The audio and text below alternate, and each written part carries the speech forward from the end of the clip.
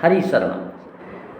बंदव गुरुपद कंज कृपा सिंधु नर रूप हरि, महामोहतम पुंज जासु बचन रवि करे निकर। मूक होय वाचाल पंगु चढ़ई गिरवर गहन, जासु कृपा सु दयाल द्रवहु सकल कलिमल दहन। प्रवनौ पवन कुमार खल बन पावक ज्ञान घन, जासु हृदय आगार बसहु राम सरचापुधर।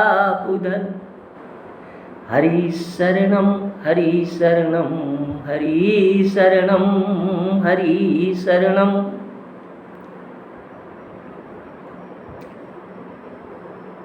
जाते बेग द्रवऊ में भाई, सोमम भगति भगत सुखदाई। भगवान कहते हैं कि हे भाई, जिससे मैं शीघ्र द्रवित हो जाता हूँ वो मेरी भक्ति है, भक्तों को सुख देने वाली। द्रवित का तात्पर्य जिससे मैं जीव को अपना लेता हूँ, जीव को अभय प्रदान कर देता हूँ। जीव मेरा ही अंश है और मैं द्रवित यानी मैं कृपा तब करता हूँ जब जीव मेरी भक्ति करता है शीघ्र। यूँ तो भगवान को प्राप्ति के अनेक मार्ग श्रुतियों ने भगवान की भक्ति के, भगवान की प्राप्ति के, ज्ञान के, कर्म के, योग के अनेक साधन बतलाए हैं। लेकिन जाते बेग द्रव, जिससे मैं शीघ्र द्रवित हो जाता हूँ, मेरी कृपा शीघ्र हो जाती है, वो भक्ति ही है। क्योंकि कर्म योग, ज्ञान योग, भक्ति योग गीता में भी, भागवत में भी, रामचरितमानस में भी ये तीन मार्ग प्रभु के पहुँचने तक का बताया है। भाई प्रभु तक पहुँचने का, जीव को अपने अंशी से मिलने के ये तीन रास्ते हैं कि ईश्वर अंश जीव अविनाशी, वो जीव अपने अंशी से जो उनका अंश है किन रास्तों से जाकर जो माया के चक्कर में भटका हुआ है, क्या रास्ता अपनाए, क्या विधि अपनाए जिससे भगवान की कृपा हो और भगवान अपने शरणागति रख लें। तो कर्म योग है, ज्ञान योग है, भक्ति योग है, जिसमें भक्ति योग को सर्वश्रेष्ठ बताया है क्योंकि भगवान ने अपने श्रीमुख से उसकी बढ़ाई की है। जाते बेग द्रवऊ में भाई, सोमम भक्ति भगत, मैं शीघ्र द्रवित हो जाता हूँ। कर्मयोग में शांत रस रहता है कि समता आती है, और ज्ञान योग में अखंड रस रहता है, और भक्ति योग में अनंत रस रहता है जिसका कोई अंत नहीं, असीम रस रहता है। शांत रस और अखंड रस में अत्यंत अनंत रस नहीं है, परंतु अनंत रस में शांत रस और अखंड रस दोनों होता है। कर्म योग और ज्ञान योग लौकिक साधन है, शास्त्र बताते हैं। भक्ति योग अलौकिक साधन है। अलौकिक की प्राप्ति होने पर लौकिक की प्राप्ति भगवान की कृपा से स्वतः हो जाती है। जब अलौकिक वस्तु प्राप्त कर ली तो फिर लौकिक वस्तुओं की महत्वता क्या हुई। ज्ञान में, कर्म में, इसमें लौकिक वस्तुओं का सहारा लेना पड़ता है। कर्म योग भी बिना समता के नहीं होता। बिना समता के कर्म होगा कहीं निष्काम कर्म, बिना समता के जब तक समता नहीं आएगी, और समता कैसे आए, और वही समता भक्ति करने से, गीता में कहते हैं 10वें अध्याय में आता है कि मैं अनन्यता से जो मेरा भक्त प्रीतपूर्वक मुझे बसता है, मैं उनको बुद्धि योग दे देता हूँ। बुद्धि योग का तात्पर्य यही है कि समत्व दे देता हूँ। कैसी भी परिस्थिति आए, दुख आए, सुख आए, धनवान रहे, निर्धन रहे व्यक्ति, कितनी आपत्ति, उसमें बुद्धि सम रहे, सब में मुझको देखे, और मुझको देखेगा तभी तो निष्काम कर्म होगा। तो समता, उस भक्ति से, ऐसे साधन से समता करने में जीव को बहुत समय लगता है। जीवन गुजर जाते हैं, कई जन्म गुजर जाते हैं, और थोड़ी सी त्रुटि होने पर फिर वहीं आ जाता है जीव। और भगवान की कृपा से भक्ति करने पर वो समझते हो खुद ही दे देते हैं। मैं बुद्धि योग दे देता हूँ। बुद्धि योग का तात्पर्य यही तो है। बुद्धि का योग यानी बुद्धि समझते, बुद्धि मेरे से जुड़ जाती है और मेरे से जुड़ने पर उसको समता आ जाती है, फिर वो निष्काम कर्म करता है। ऐसा ही ज्ञान मार्ग है। कर्म तो कहते हैं कर्म योग और ज्ञान योग लौकिक साधन है, भक्ति योग अलौकिक साधन है। अलौकिक की प्राप्ति होने पर लौकिक की प्राप्ति भगवान की कृपा से स्वतः हो जाती है। सो स्वतंत्र अवलंबन आना ते अधीन ज्ञान विज्ञान, भक्ति के अधीन है। ऐसे भी भागवत में वर्णन आता है, भक्ति महारानी ज्ञान और वैराग्य की माँ है। तो जो भक्ति महारानी रहेंगी तो ज्ञान वैराग्य कहाँ जाएंगे, वो तो अपने आप आ जाएंगे भक्ति से। परंतु लौकिक की प्राप्ति होने पर जरूरी नहीं कि अलौकिक वस्तु प्राप्त हो जाए। ज्ञान योग कर्म योग प्राप्त होने पर भगवान की प्राप्ति हो जाए, भगवान साथ में आकर खेलें, भगवान हमारे समक्ष उपस्थित हो, बाध्य नहीं है। कारण कि अलौकिक में तो लौकिक आ जाता है, परंतु लौकिक में अलौकिक आ जाए ये गारंटी नहीं है। ज्ञान तो भक्ति से रहित हो सकता है, पर भक्त ज्ञान से रहित नहीं हो सकता। ज्ञान तो नीरस है, उसमें कोई रस नहीं है। तो भगवान कहते हैं कि वो भक्ति है ऐसी जिससे मैं शीघ्र द्रवित हो जाता हूँ। और भी विशेषताएं भक्ति की विशेषताएं जैसे क्योंकि इसीलिए इसमें विशेषता है भक्ति में, इसीलिए तो सारे देवताओं ने, सब ग्रंथों ने, सब शास्त्रों ने इसको श्रेष्ठ माना है। इसको रस कहा है, भागवत में भी रस कहा है इसको। ये नहीं इसमें छिलका है, नहीं गुठली है, रस है, साक्षात रस है भगवान की भक्ति। संयम नियम फूल फल ज्ञाना, संयम नियम ये फूल हैं और फल ज्ञान है। और भक्ति क्या है? हरि पद प्रेम, हरि के चरणों में जो प्रेम है वो रस है, वो भक्ति रस है, साक्षात रस है। उसमें न गुठली है न छिलका है, उसमें है ही नहीं कोई, साक्षात रस है वो। देवता भी इसीलिए इसकी भक्ति की प्रसन्न श्रेष्ठता बतलाते हैं। कहते हैं जे ज्ञान मान विमत्त तव भव हरणी भक्ति ने आदरी, ते पाए सुर दुर्लभ पदादपि परत हम देखत हरि। जो ज्ञान मान में विमत्त हैं, क्योंकि देहाध्यास ज्ञान में देह का अभिमान छोड़ना पड़ता है। देह का अभिमान बहुत शीघ्र नहीं छूटता। देह का समर्पण तो हो जाता है, भक्त कर देता है, लेकिन ज्ञानी से देह का अभिमान धीरे धीरे छूटता है, ऐसे नहीं छूटता और वो गिर जाता है थोड़ी सी त्रुटि में। तो कहते हैं जो ज्ञान मान विमत, जो ज्ञान के मान में विमत हुए पड़े हैं, अभिमान में चूर हुए पड़े, अहम ब्रह्मास्मि, वो इस संसार के दुखों को हरने वाली भक्ति का आदर नहीं करते। तो उनकी क्या स्थिति? ते पाए सुर दुर्लभ, वो ज्ञान से मोक्ष प्राप्त कर लेंगे, ब्रह्मलोक तक के लोगों को प्राप्ति उनको हो जाती है। लेकिन ते पाए सुर दुर्लभ पदादपि परत हम देखत हरि, लेकिन उनको पुण्य क्षीण होने पर फिर वहीं हमको पृथ्वी पर पड़ते हुए हमने देखा है। अब भक्ति में विशेषता है, इसलिए इसको श्रेष्ठ माना है। अब संक्षेप में क्या क्या विशेषता है? एक तो भक्ति स्वतंत्र है, ये किसी के अधीन नहीं है। सो स्वतंत्र अवलंबन आना ते अधीन ज्ञान विज्ञान, इसके अधीन ज्ञान और विज्ञान है।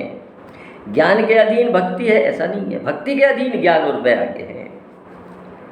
भक्ति करने से दूसरा क्या है? व्यक्ति मोक्ष के लिए, संसार का आवागमन मिटाने के लिए प्रयास करता है, जप तप नियम संयम ज्ञान का साधना करता है और करता है, और वही मोक्ष भक्ति करने से रामचरितमानस में आता है राम भजत सोई मुक्ति गोसाई, अनिच्छित आवई बरियाई। बिना मांगे ही मुक्ति सामने आ जाती है, लेकिन भक्त उसको लेता नहीं है। भक्ति करने से मुक्ति बिना मांगे ही मिल जाती है। और विशेषता क्या है? ये संसार के क्लेशों से शीघ्र दूर कर देती है। संस्कृति जन्य कष्ट एवं अविद्या का नाश अपने आप हो जाता है भक्ति करने। भक्ति करत बिन जतन प्रयासा, संसृत मूल या विद्या नासा। भक्ति करने से बिना प्रयास के उस कष्ट को खत्म करने के लिए, संस्कृति के जितने क्लेश हैं उनको खत्म करने के लिए आपने कोई प्रयास नहीं किया, भगवान के चरणों में समर्पित होकर भगवान की भक्ति की, तो अपने आप ही संस्कृति के क्लेश नष्ट हो जाते हैं और अविद्या नाशा, अविद्या का नाश हो जाता है।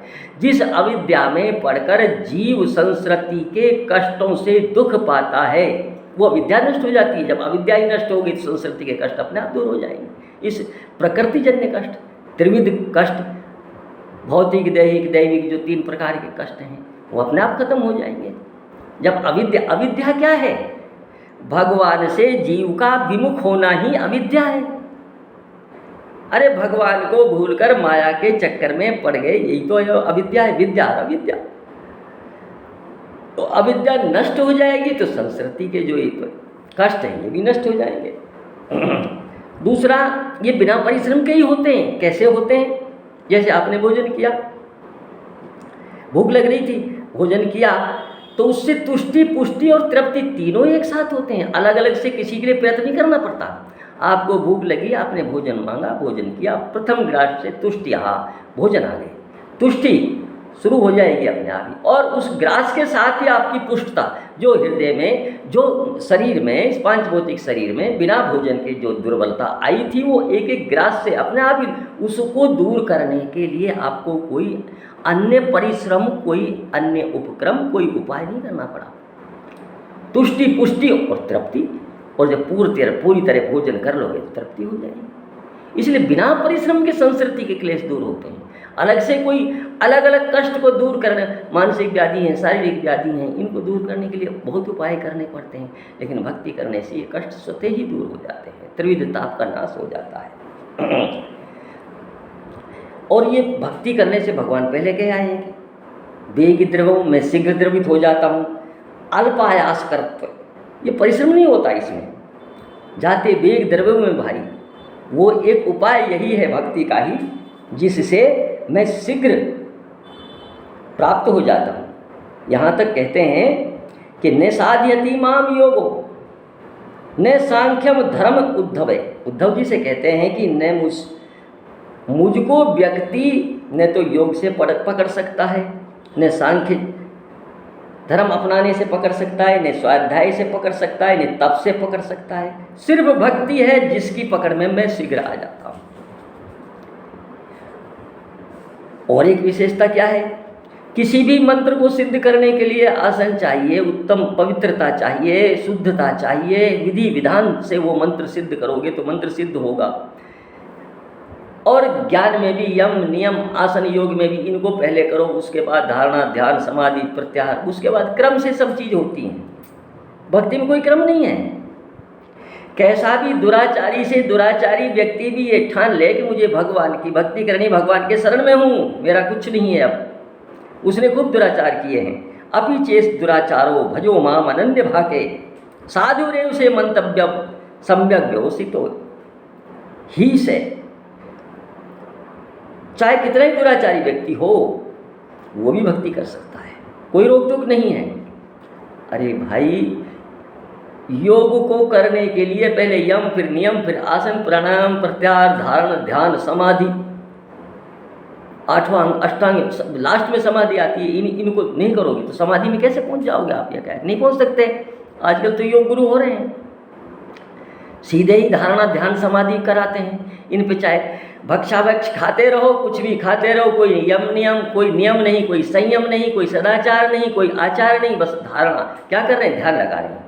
अरे वाह भाई वाह, योग गुरु। भगवान ने बड़ी शक्ति दे रखी है आप लोगों को, जो सीधे ही जीव को ध्यान पे उतार देते हो। ये सब नियम बेकार शास्त्रों के। योगाचार्य हैं, वो योग कराते हैं।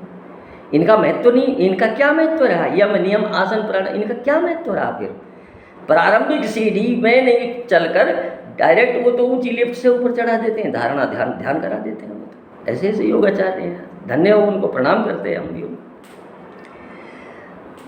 दूसरा है भक्ति की विशेषता, भूरि प्रदत्त, शीघ्र कल्याण करने वाली है। देर नहीं लगाती। साधुरेव मंतव्यम, उसको साधु, क्षिप्रम भवति धर्मात्मा, आगे के श्लोक में कहते हैं क्षिप्रम भवति धर्मात्मा, वो शीघ्र धर्मात्मा हो जाता है। भगवान कहते हैं जिसने मेरे भजन का, मेरी शरण में आने का दृढ़ निश्चय किया नहीं कि वो धर्मात्मा ही मानो, उसको साधु ही मानो। क्षिप्र कर, बहुत शीघ्र कल्याण करती है, ये भक्ति में विशेषता। दूसरा फिर क्या है, कौनते प्रति जानी ही ने में भक्त प्रणश्यति, किसी परिस्थितिवश आप भगवान से प्रेम हो गया, परिस्थिति ऐसी आई, प्रारब्ध ऐसा बना, बीच में संकट आ गया, क्योंकि इतना दृढ़ निश्चय तो साधक होता नहीं है। जो दृढ़ निश्चय ऊर्ध्वगामी, जो दृढ़ निश्चय जिसका हो, कुछ भी हो मैं तो भगवान को छोड़ ही ले। साधन जब व्यक्ति करता है, प्रारंभिक अवस्था जब व्यक्ति की जीव की होती है, तो उसमें तो अस्थिर बुद्धि रहती है ना। भगवान से प्रेम हो गया ठीक है, लेकिन उस ऊंचाई पर, उस दृढ़ता पर नहीं पहुंच पाया, और परिस्थितिवश, प्रारब्धवश जो शुरू किया था भगवान में प्रेम होना शुरू हुआ था, वो परिस्थितिवश मन उच्चाटन हो गया, मन बिगड़ गया वहाँ से। तो क्या वो खत्म हो जाता है? क्या वो जो किया उसने प्रेम बेकार? नहीं। भगवान कहते हैं कौनते प्रति जानी ने में भक्त प्रणश्यति, मेरे भक्त का नाश नहीं होता। जितना उसने किया है वो रखा हुआ है सुरक्षित उसका। परिस्थिति खत्म हो जाएगी। अरे भाई ऐसे समझो, किसी बीज को आप सूखी भूमि में डाल दो तो उगेगा नहीं, वो पड़ा रहेगा, बीज डल गया। साधक ने भक्ति भगवान के चरणों में प्रेम शुरू कर दिया, लेकिन परिस्थितिवश उसको, उस बीज को पानी नहीं मिला, वायु नहीं मिली, प्रकाश नहीं मिला, तो सूखा पड़ा रहा। और उस परिस्थिति आने पर, अनुकूल परिस्थिति आने पर उसको फिर स्मृति हुई कि भगवान को तूने छोड़ दिया था, तो उस बीज को ऋतु आने पर फल, उसको बीज को पानी मिला, वायु मिली।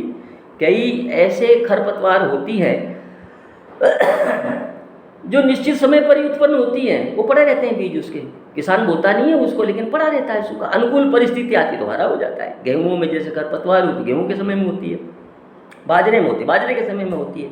बाजरे की खरपतवार गेहूं में के समय में नहीं होती, वो बीज पड़ा रहता है, अनुकूल परिस्थिति। तो उस भक्त को अनुकूल परिस्थिति आ, वो नष्ट नहीं हुआ।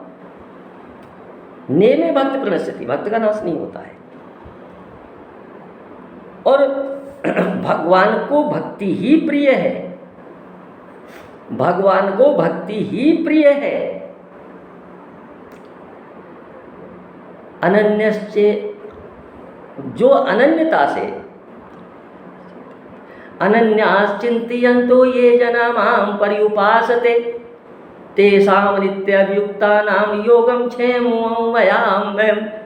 अनन्य भक्ति से जो मेरे प्रीत पूर्वक जो मुझे भजता है, उसके योग क्षेम की रक्षा मैं करता हूँ, मेरी जिम्मेदारी है। भगवान को भक्ति प्रिय है। पुरुष नपुंसक नारी वा जीव चराचर कोय, सर्व भाव भज कपट तजी मोहि परम प्रिय सोय। भगवान को प्रिय है वो भक्त। एम भक्त पराधीनो, भक्त के पराधीन रहते हैं, भक्त के हृदय हैं भगवान, भक्त को संभालते हैं, भक्त की रक्षा करते हैं। और एक भक्ति की विशेषता क्या है? ज्ञान कर्म, ये पुरुषवाचक हैं, और भक्ति क्या है? स्त्री रूपा है। और माया क्या है? वो भी स्त्री रूपा है। तो दोनों स्त्री रूपा है। और ये नीति बताइए, रामचरितमानस में बताए, मोहिन नारी नारी के रूपा, पन्नगारी नीति अनुपा। स्त्री स्त्री के रूप में मोहित नहीं होती, जहाँ भक्ति रहती वो माया नहीं, माया रहती है जहाँ भक्ति नहीं। इसलिए भी भक्ति जहाँ रहेगी वो माया नहीं रहेगी। सानुकूल भक्ति रघुराया, ताते ती डरपति अति माया। ये पटरानी है भक्ति महारानी, ये ईश्वर के सानुकूल हैं, अनुकूल हैं उनके। और माया उनकी भक्ति के इशारे से नाचती रहती है, वहाँ नहीं टिकती जहाँ भक्ति रहती है। ताते ती डरपति अति माया, क्योंकि स्वामी के अनुकूल है वो, जैसा चाहे स्वामी को पकड़ के भक्त के सामने ला देती है, भक्त के सामने खेल खिलाती है, और माया भक्त को दूर कराती है। और जीव के प्रति भगवान सुहृदय सर्वभूतानाम, जीव का कल्याण चाहते हैं, तो भक्ति प्रिय है। क्योंकि भटके हुए जीवों को इस संसार सागर में जो भटके हुए जीव हैं उनको पकड़कर भक्ति प्रभु के पास ला देती है। तो भगवान को प्रिय है, उसके अंश को भगवान से मिलाती हैं अंशी से, तो अंशी बड़ा प्रसन्न रहता है। सानुकूल भक्ति रघुराया, इसलिए वो सानुकूल है और माया डरती रहती है उससे, तो माया नहीं आएगी। ये भी एक भक्ति की विशेषता है। दूसरा क्या है, ज्ञान की संज्ञा दीपक से दी है भाई। ज्ञान की संज्ञा दीपक से दी है कि दीपक है, क्योंकि रामचरितमानस में ज्ञान का बड़ा वो आया है कि ज्ञान को प्राप्ति करने के उपाय बताए हैं, भाई कैसे ज्ञान की प्राप्ति की जाए। तो रामचरितमानस में काफ़ी विस्तृत रूप से चर्चा उत्तरकांड में की है। पहले सात्विक श्रद्धा धैर्य सुहाई, जो हरि कृपा हृदय बसाई। अब दीपक को जलाने के लिए कितना परिश्रम करना पड़ता है, कितना प्रयास करना पड़ता है, और वो प्रयास भी फिर भी सफल हो नहीं।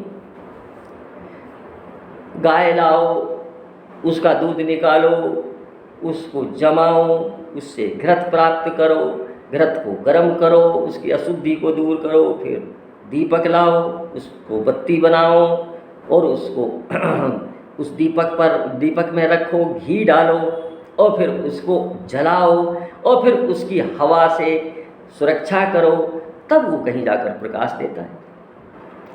अब इसमें कितनी विघ्न है, कितने कष्ट जीव को झेलने पड़ते हैं,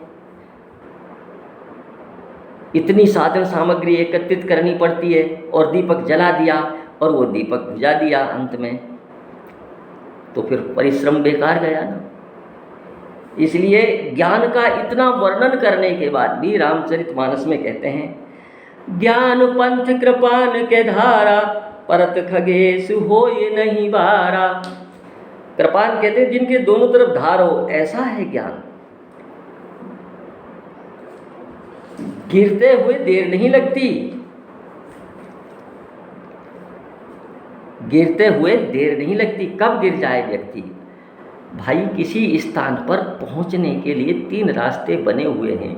एक रास्ता पहाड़ में ऊबड़ खाबड़, एक सीढ़ियों पे बना हुआ है, एक रैंप बना हुआ है। रास्ते तीनों हैं, जाते हैं। अब जिसमें क्षमता हो भाई वो ऊबड़ खाबड़ से चले जाओ, जिसमें क्षमता हो कोई सीढ़ियों से चला जाओ। अब हमारी तो क्षमता इतनी नहीं है, हम तो रैंप से जाएंगे आराम से, जहाँ थक जाएंगे वहाँ बैठ जाएंगे, फिर चल देंगे। अब ऊबड़ खाबड़ से मान लीजिए असावधानीवश पैर उसका फिसल गया तो सीधा नीचे आता है।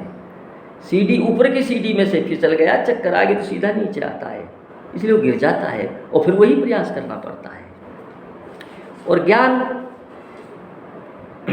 कहत कठिन समझत कठिन साधन कठिन विवेक, होए गुणाक्षर न्याय जो पुण्य प्रत्युवन।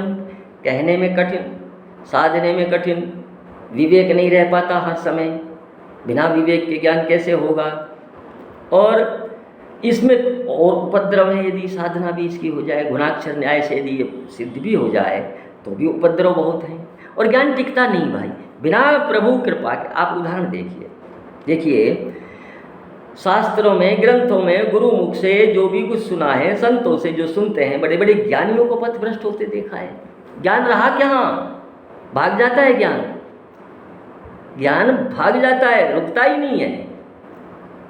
माया बड़ी बलवती है, बिना ईश्वर की कृपा के, बिना ईश्वर की भक्ति के माया छूट ही नहीं पाती।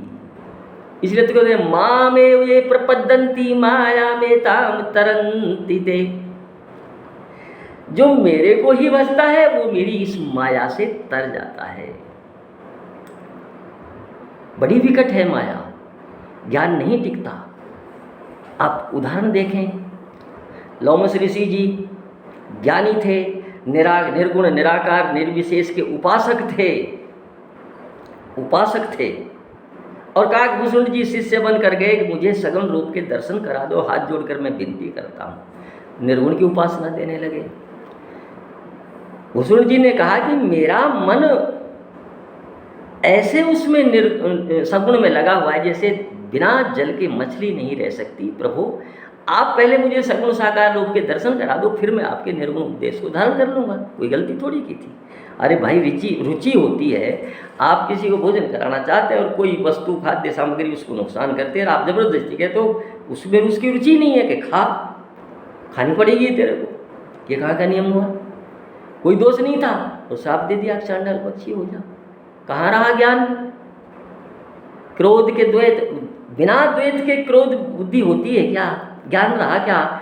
अरे पर ब्रह्म जो पूर्ण ब्रह्म का उपासकता, हर जीव में जो ब्रह्म को देखता है, समता रहती है, इसमें भी वही ब्रह्म, मेरे में भी वही ब्रह्म, उसमें भी वही ब्रह्म, उसको क्रोध आ गया। क्यों? क्या क्या ज्ञान की महिमा रही? और उधर देखो जिसको भक्ति प्रिय थी उनको क्रोध नहीं आया।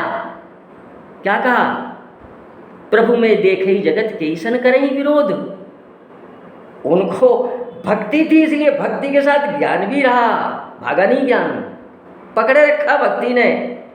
भाई ये भाग जाते हैं ज्ञानवान। ज्ञान किसको नहीं है? अहम ब्रह्मास्मि।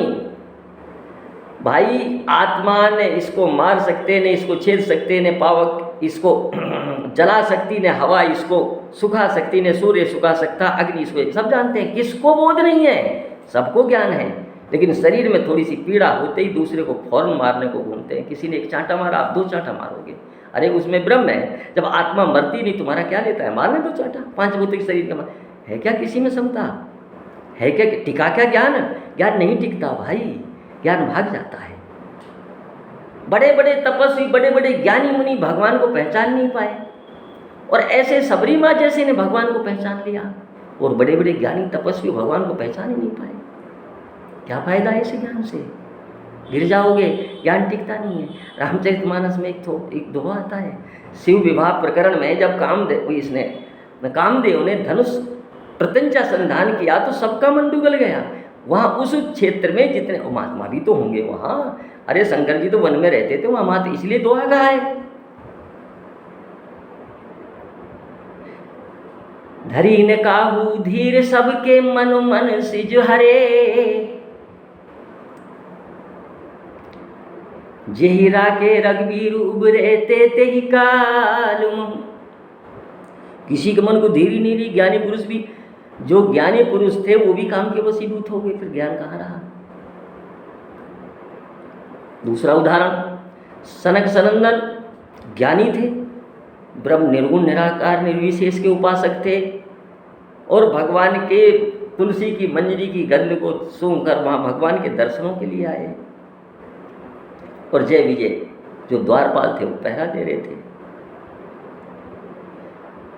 जाने के लिए द्वारपाल का काम क्या है? आप किसी कलेक्टर के से मिलने जाए या मंत्री से मिलने जाए, आपका कोई परिचय नहीं है, आपने कोई परिचय दिया ही नहीं कि मैं वो हूँ, परिचय दो, वहाँ मैसेज जाए, वो बुला ले।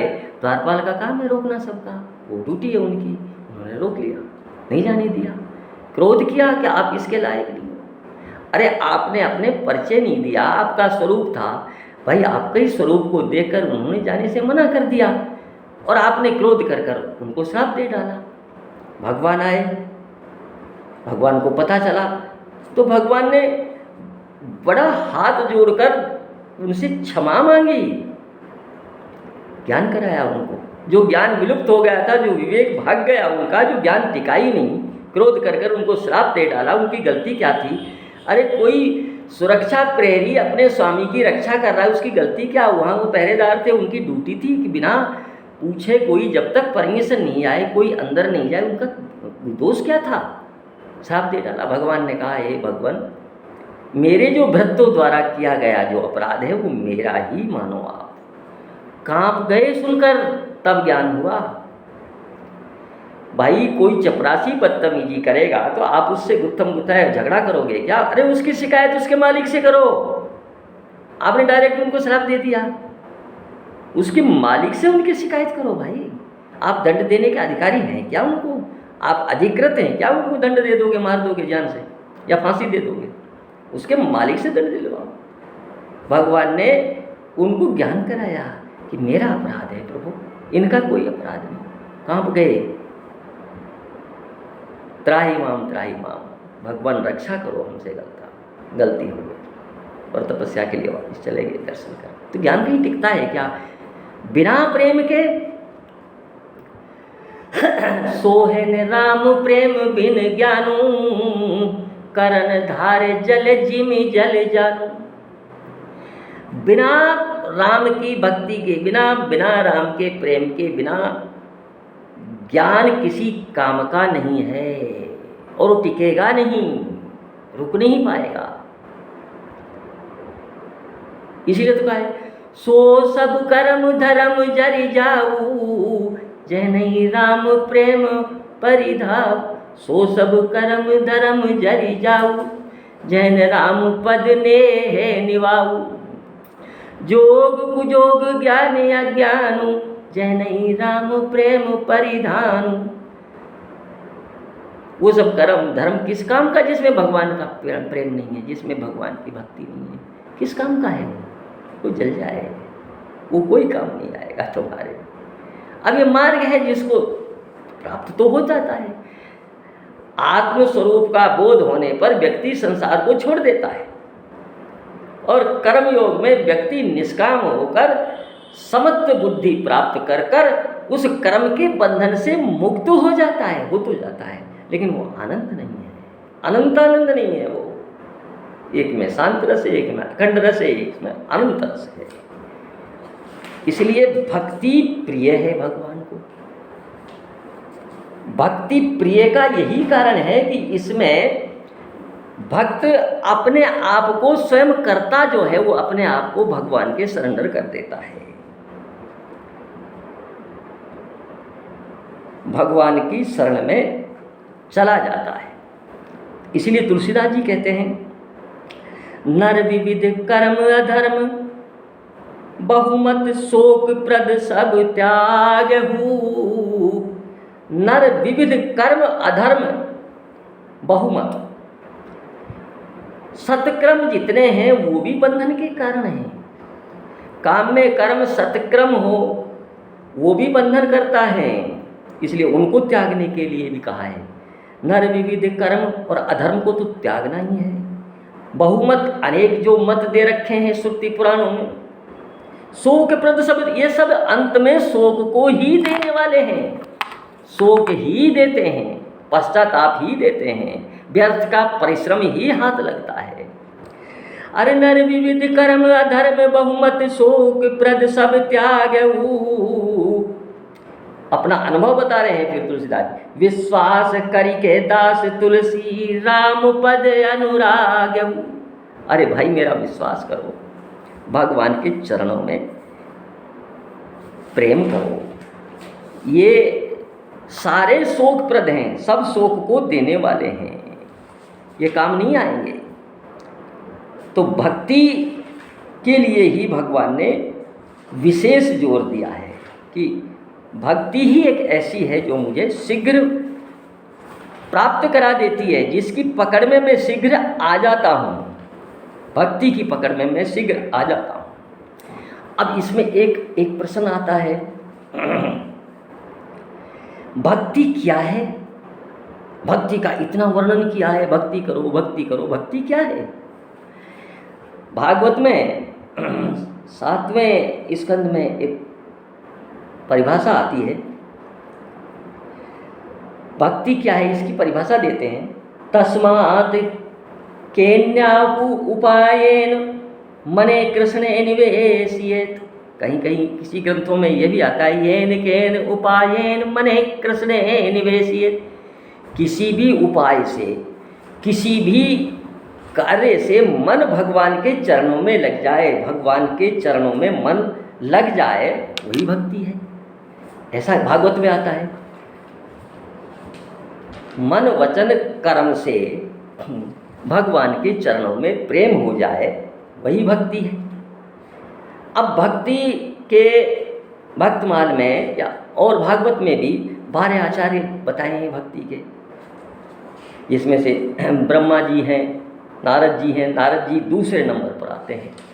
तो नारद जी ने भक्ति क्या है, भक्ति नारद भक्ति सूत्र की रचना की या नारद भक्ति दर्शन की रचना, जिसमें 84 सूत्र दिए हैं, उसमें भक्ति के बारे में बताया है। तो सबसे पहले जो शर्त दी है, अन्य आश्रणानाम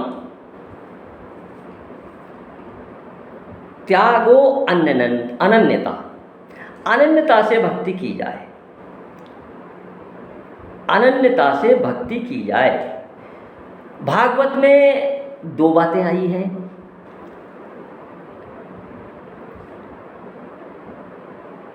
और कहीं कहीं इस अनन्यता का भी वर्णन है। गीता में अनन्यता अनेक जगह आई है। अनन्यश्चेता सततम यो माम स्मृति नित्य से तस्याम सुलभम पार्थ, जो अनन्यता से नित्य मेरा स्मरण करता है, संतत करता है, उसको मैं प्राप्त होने में सुलभ हूँ। जो अनन्यता से प्रीतिपूर्वक मेरा भजन करता है, उसको मैं बुद्धि योग प्रदान कर देता हूँ। जो अनन्यता से अनन्य भाग होकर मेरे को ही भजता है, उसको चाहे दुराचारी से दुराचारी व्यक्ति हो, उसको धर्मात्मा बना देता हूँ, उसको शीघ्र साधु बना देता हूँ, उसको साधु ही जानूँ। अनन्यता से प्रीतिपूर्वक जो मुझे सततम निरंतर भजता है, उसके योग और क्षेम की मैं रक्षा करता हूँ। अनेक जगह गीता में आया है। अब इसमें कहता है अनन्य आश्रय, किसी दूसरे का आश्रय नहीं लेकर जो भजन किया जाए, भगवान के प्रति पूर्ण आस्था, विश्वास, श्रद्धा, उसी को माने, वो अनन्यता है। सार रूप में अनन्यता, अव्याहता और अहेतु की भक्ति में 3 शर्त हैं। शर्त क्या है? अनन्यता। सो अनन्य जाके मति न टरे हनुमंत। ऐसी अनन्यता जिसकी और जगह कोई सहारा नहीं, कोई आसरा नहीं, कहीं कोई अवलंब नहीं, कहीं कोई विश्वास नहीं, सब एक पूर्ण रूप से ईश्वर में ही। आस्था हो ईश्वर में ही, विश्वास हो ईश्वर में ही, ममत्व हो ईश्वर में ही, आसक्ति हो ईश्वर में ही, ममता हो, वो दूसरा उसका कुछ है ही नहीं, अनन्यता। एक है अव्याहता, निरंतर। ऐसा नहीं है आज कर ली फिर 10 दिन बाद फिर, निरंतर अव्याहता, बिना अपघात के, बिना व्यवधान के निरंतर उसी का चिंतन हो। और तीसरा है निष्कामता, कामना रहित। कामना रहित, किसी तरह की कामना नहीं हो, निष्काम भक्ति। तो ये भक्ति की शर्तें हैं, ये तीनों भक्ति की शर्तें हैं। निष्कामता, अपना स्वार्थ नहीं चाहे। अब ये चौपाई सब गाते हैं, राम सदा सेवक रुचि राखी, कहीं पुराण वेद सुर साखी, परंतु सेवक की परिभाषा कोई नहीं देखता। अरे राम सेवक की रुचि तो रखते हैं, पर भाई सेवक कैसा होना चाहिए ये भी तो देखो। अरे जो सेवक स्वामी ही सकोची, निज हित चाहता सुमति पोची, ये भी परिभाषा याद रखो भाई सेवक की। जो सेवक अपने सुख के खातिर, अपनी कामना के खातिर किसी की सेवा करता है, वो सेवा नहीं है, वो भक्ति नहीं है। भक्ति में तो देना ही देना है, प्रेम में देना ही देना है, लेना कुछ नहीं है। प्रेम स्वरूपा भक्ति, उसी से प्रसन्न होते हैं भक्ति। जो सेवक स्वामी ही सकोची, जो काम में कर, अरे कामना की आपको मिल गया राजी खुशी चैन चांद, फिर काहे को उसके सिर पड़ते हो, क्या माथे मांगते हो उसके? कामना है। तो 3 शर्तें भक्ति की बताई हैं। पहली शर्त तो बताई अनन्यता, एक भरोसो, एक बल, एक आस विश्वास, एक राम घनश्याम चित चातक तुलसीदास। कैसी भी परिस्थिति हो, अनुकूल हो, परिस्थितियों का हम बढ़े या बिगड़े या खराब हो, उसी से सिर्फ प्रार्थना। एक भरो, अनन्यता। एक अनन्यता, उसी चारों भक्त बताए, चारों को उदार बताया, अर्थार्थी को भी उदार बताया, और एक अर्थार्थी है, एक और दूसरा भक्त और है, उसको आर्त भक्त, दुखी भक्त, उसको भी उदार बताया अपने दुख के निवारण के लिए। लेकिन उदार क्यों बताया? वो अर्थ की प्राप्ति सिर्फ उस ईश्वर से चाहता है, दूसरे से नहीं चाहता। अनन्यता है उसमें भाई, वो अपने संकट का निवारण ईश्वर से चाहता है, दूसरे से नहीं चाहता। सिर्फ ईश्वर से चाहता है, अनन्यता है उसमें, इसलिए उदार बताया। तो निष्कामता, अनन्यता और अव्याहता, तीन सत्य भक्ति की बताई। क्योंकि जो ईश्वर से चाहता है अर्थार्थी या आर्त भक्त जो होता है, वो भगवान से ही अपना संकट निवारण चाहता है, किसी से नहीं चाहता हो।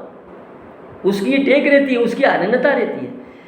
बने तो रघुबर ते बने, बिगड़े तो भरपूर, रघुबर बिन जो भी बने वह बनबे में धूर। ईश्वर से बने तो बने, नहीं तो दूसरे से प्रार्थना ही नहीं है। चातक पक्षी सिर्फ स्वाति नक्षत्र की बूंद कोई न ग्रहण करता है, मेघ से जो जल बरसता है वही, चाहे प्यासा मर जाए लेकिन मर जाए, उसी से चाहता है, अनन्यता। अब कहते हैं भक्ति है क्या? येन केन उपायन मने कृष्ण निवेशित, पहली भक्ति की परिभाषा बताई। अब दूसरी नारद भक्ति सूत्र में बताते हैं, व्यास जी महाराज बताते हैं, ये कहते हैं पूजादिश्व अनुराग इति पाराशर्य। पाराशर्य नंदन कहते हैं कि ये बताते हैं कि श्री व्यास जी ने के मतानुसार भगवान को पूजा आदि में अनुराग होना भक्ति है। भगवान को पुष्प चढ़ाओ, भगवान को स्नान कराओ, भगवान को तिलक लगवाओ, भगवान को आरती उतारो, भगवान को प्रसाद प्रसाद भोग करवाओ, बाल भोग कराओ, राज भोग कराओ, शयन भोग कराओ, ये भक्ति है व्यास जी की। अब वहाँ दूसरे आचार्य जो कहते हैं, गर्गाचार्य जी, भाई ये भक्ति ठीक है, आपने बता दी ये भक्ति है भगवान के प्रति, लेकिन ये भक्ति तो कर्म इंद्रियों के द्वारा हुई, इसमें ज्ञान इंद्रियों का तो कोई लेना देना नहीं था। कर्म इंद्रियों के द्वारा जो भक्ति होती है वो क्रिया रूप हुई, वो तो मन कहीं आपका डोल रहा है, घूम रहा है, ज्ञान इंद्रिय आपकी साथ नहीं है, फिर वो कर्म इंद्रियों के द्वारा क्रिया हो गई, ये भक्ति नहीं हुई। भक्ति तो वो हुई। अब गर्गाचार्य जी कहते हैं, गर्गाचार्य जी दूसरा बताते हैं, ये बताते हैं कथादिश्वती गर्ग है। श्री गर्गाचार्य जी के मत से भगवान की कथा आदि में अनुराग होना भक्ति है। श्रवण, मनन और निधिध्यासन, 9 प्रकार की, जो 3 प्रकार की भक्ति बताई, फिर 9दा भक्ति बताई है। प्रथम भक्ति संतन कर संगा, दूज श्री रतिमम कथा प्रसंगा, गुरुपद पंकज सेवा, तीसरी भक्ति अमान, चौथी भक्ति मम गुणनगन करही कपट, ये 9 प्रकार की भक्ति बताई है। तो गर्गाचार्य जी कहते हैं भाई ज्ञानेंद्रियों के द्वारा जो भक्ति की जाती है ना, वो श्रेष्ठ है। उनकी कथाओं को सुनना, उनके चरित्रों को देखना, नेत्र इंद्रिय के द्वारा, श्रवण इंद्रिय के द्वारा, श्रवण इंद्रिय ज्ञान इंद्रिय है, और ये जो पूजा वगैरह करते हैं ये कर्म इंद्रियों के द्वारा होता है। तो इससे वजनदारी है, ज्ञानेंद्रिय की जो भक्ति है ना, ये श्रेष्ठ है। अब उसके बाद में दूसरे आचार्य कहते हैं भाई ये ठीक है, आपने कर्म इंद्रिय के द्वारा बता दी, ज्ञान इंद्रिय का सुन रहे हैं, लेकिन एक इसमें कमी रह गई। क्या कमी रह गई वो बताते हैं, आत्मरत्य विरोधे नेति सांडिल्य। सांडिल्य जी कहते हैं कि आत्मरति के अविरोधी विषयों में अनुराग होना ही भक्ति है।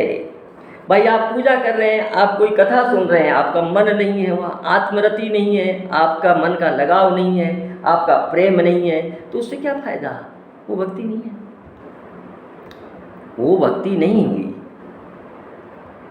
भक्ति उसको कहते हैं जो ज्ञानेंद्रिय कर्मेंद्रियों के साथ आत्मा मन का जुड़ाव भी हो, आत्मरति हो, उसमें प्रेम हो, आत्मा की रति हो, आपकी प्रेम हो, आपके मन का जुड़ाव हो। ये सांडिल्य जी महाराज कहते हैं। अब नारद जी कहते हैं भाई आपने अपना अपना वर्णन कर दिया, मेरी भी सुनो, मैं भी बताता हूँ। आप नारद जी बताते हैं, नारदस्तु तदर्पिता अखिलाचारिता तद्विस्मरणे परम व्याकुलतेति। तो कहते हैं, नारद कहते हैं कि तदर्पिता अखिलाचारिता, जितना व्यापार हो, तदर्पिता अखिलाचारिता, संपूर्ण व्यापार, जो भी सत्कृत, जो भी कर्म, जो भी अच्छाई, जो भी निष्काम कर्म कर रहे हो या कोई भी कर्म कर रहे हो, वो भगवान के अर्पित हो। अपने सब कर्मों को भगवान के अर्पण करना और भगवान का थोड़ा सा भी विस्मरण होने में परम व्याकुल होना ही भक्ति है। नारद जी ऐसा कहते हैं। सारे कर्म स्वयं कर्ता जब समर्पण हो गया भगवान के, तो कर्म अपने आप समर्पित हो गए, तो इसमें वो भी आ गया। तदर्पिता अखिलाचारिता, संपूर्ण कर्म भगवान में समर्पित कर दो। और उसके विस्मरण में, अब यहाँ दो बातें आती हैं। जो साधक पक गए, अरे जो बर्तन पक गए भट्टे में, वो तो पक गए, उनको तो खतरा ही नहीं है, टूटने का खतरा इतना नहीं है उनको। और जो कच्चे हैं वो टूट सकते हैं। अब विस्मरण, भगवान की विस्मृति जो साधक होते हैं उनमें हो जाती है, परिस्थितिवश, प्रारब्धवश, देववश, या कोई घटना घट गई, उनमें तो विस्मृति हो जाएगी। भाई इतने साधन पके नहीं है अभी। जो एक होता है करना, एक होता है होना। करना तो अपने बुद्धि, मन, इंद्रिय द्वारा जो प्रयास से जो किया जाए वो करना। भजन करते हैं हम, बुद्धि कहती है मन को, मन कहता है इंद्रियों को, भाई भजन करना है, बैठ गए, वो तो करना हुआ। और एक होता है होना, जो अपना आप ही होता है। अब वो स्थिति तो बाद की आती है, वो तो स्थिति बाद में आएगी होने वाली, तो भगवान की कृपा होगी, नाम महाराज की कृपा होगी, तभी तो आएगी वो स्थिति। पहले तो अपने प्रयास से साधक बैठता है, भजन भगवान का ध्यान करता है, भगवान के चित्र के सामने बैठता है, उसको आंख बंद करता है, फिर उस ध्यान को मनन करता है, फिर उसको अपने मन स्थिति में लाता है, फिर उसको मानसिक रूप से उसको अपने सामने रखता है। तो ये सब प्रक्रियाएं होता है ये तो। और धीरे धीरे फिर वो नाम महाराज या भगवान का जो रूप उसने जो धारण कर रखा है वो प्रभाव डालता है, धीरे धीरे फिर सिद्धि को प्राप्त होता है, फिर वो परिपक्व अवस्था में आ जाता है। तो विसरण उन्हीं को होता है, भूल जाते हैं परिस्थितिवश। तो नारद जी कहते हैं कि ऐसे साधक तद विस्मरणात् परम व्याकुलते, विस्मरण होने पर परम व्याकुलता हो कि मैं भूल गया, भूल गया। परम व्याकुलता, आप सांस ले रहे हैं, आपके नाक और मुंह को बंद कर दी जाए, कैसी व्याकुलता हो, ऐसी व्याकुलता हो। एक होती है व्याकुलता, एक परम व्याकुलता, उसके बिना रहा नहीं जाए, वो भक्ति है। अब फिर आगे उदाहरण दिया है कि वो भक्ति ऐसी कौन करते थे नारद जी ने। तो इसमें आगे फिर कहा है कि यथा ब्रज गोपी का नाम, जैसे ब्रज की गोपियाँ करती थी। अब उनमें भी सिद्ध और साधक, आगे जो सूत्र आते हैं उनसे ये प्रतीत होता है कि उनमें भी दो तरह की गोपियाँ थी। कुछ तो सिद्ध थी और कुछ साधक थी, क्योंकि सूत्र से स्पष्ट होता है। पहला 22वां सूत्र आता है, तत्रापि ने महात्म्य ज्ञान विस्मृत्व अपवाद है। इस अवस्था में भी महात्म ज्ञान की विस्मृति का अपवाद नहीं, ये सिद्धि के लिए है सखी। और फिर तद्हीनम जाराणाम इव, उसके बिना भगवान को भगवान जाने बिना किया जाने वाला प्रेम जारों के प्रेम के समान है। अब इसमें दो बातें आती। एक सखी थी जो गोलोक से आई थी साक्षात, वो सखी भाव से वो भगवान को जानती थी, वो भगवान के प्रभाव को जानती थी। महात्म ज्ञान, वो महात्म ज्ञान था उनको, उन सखियों, भगवान है, पूर्ण ब्रह्म है, ललिता है, आदि जो सखी थी, विशाखा, ललिता, ये जो सखियाँ अष्ट सखी थी, ये तो जानती थी। लेकिन कुछ सखियाँ जो अपने काम में कर्म के कारण, जो अपनी कामना के कारण भगवान को चाहती थी, वो नहीं जानती थी। जो कुछ वेद की ऋचाएँ थी, कुछ पिछले जन्म में जो भगवान को देखकर आकृष्ट हुई कि हमारे पति हों, हम इनकी पत्नियाँ हों, उनकी कामना की पूर्ति के लिए उन्होंने भगवान को चाहा, सिर्फ भगवान ही पति हो, तो वो नहीं जानती थी। तो जो महात्म ज्ञान से जो वो प्रवीण थी, जो वो जानती थी, उनका तो निष्काम प्रेम था ही। और जो नहीं जानती थी वो जार भाव से, जार यानी छुपकर प्रेम करना। शादी कहीं हुई है, प्रेम किसी से चल रहा है, पतियों के साथ शादी हुई, प्रेम भगवान श्री कृष्ण से था, तो उनकी भी मुक्ति हुई, क्योंकि सहचारी किसकी थी, उन जो महात्म ज्ञान को जानती थी, उनके द्वारा ही रास में उनका प्रवेश बताया है, भागवत में आता है। ऐसे महाराज में प्रवेश हर जीव का नहीं हो सकता, लेकिन उनके द्वारा उनका प्रवेश हुआ। तो ऐसी गोपियाँ तदार्पिता, उन्होंने सब कुछ अर्पण कर रखा था और भगवान को विस्मृत होते ही वो परम व्याकुल हो जाती थी। तो ऐसी भक्ति जो बताई है, ऐसी भक्ति भगवान कहते हैं कि ऐसी भक्ति से मैं शीघ्र ही बस में हो जाता हूँ। बस में कैसे हो गए, किन किन के बस में हो गए, अब इसका भी उदाहरण आता है। व्याधस्याचरणं ध्रुवस्य चेवयो विद्या गजेन्द्रस्य का जातिर्विदुरस्य यादव पते किं पौरुषम कुब्जायाम किं नाम रूपमधिकं किं तत्सुदामं सुदामं नो धनम भक्त्या तुष्यन्ति केवलम नैचे गुणैर्भक्ति प्रियो माधुर्य। व्याध का क्या आचरण था? रत्नाकर डाकू का प्रत्यक्ष कोई आचरण दृष्टिगोचर नहीं होता। भगवान ने कृपा की, भगवान ने कृपा कर संतों को मिलाया, संतों को मिलाकर, तो ये भक्ति के बस में। दूसरा, ध्रुव की उम्र क्या थी? अरे इस उम्र में तो व्यक्ति अपने खाने पीने की ही सुध नहीं रहती उसको। जिस उम्र में भक्ति करने चला गया, उसकी क्या उम्र थी? क्या ज्ञान प्राप्त किया था? क्या उसने कि शास्त्रों का अध्ययन किया था? क्या किया था?